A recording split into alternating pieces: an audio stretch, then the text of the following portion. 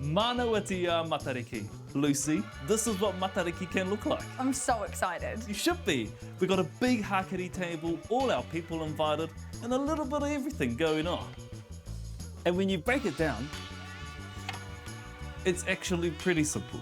Celebrating, remembering, preparing.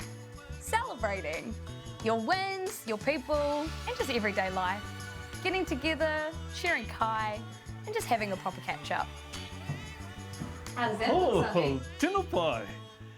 And we're also remembering those who have shaped you in their famous steak and cheese pie. Yum! I know! Or someone you still think about all the time. No, but look at this one. Yeah, that's amazing. And preparing. Taking a moment to think about what's next and what you're working towards. None of this is new, it's the same stuff we do all the time. I've just never done it on Matariki before.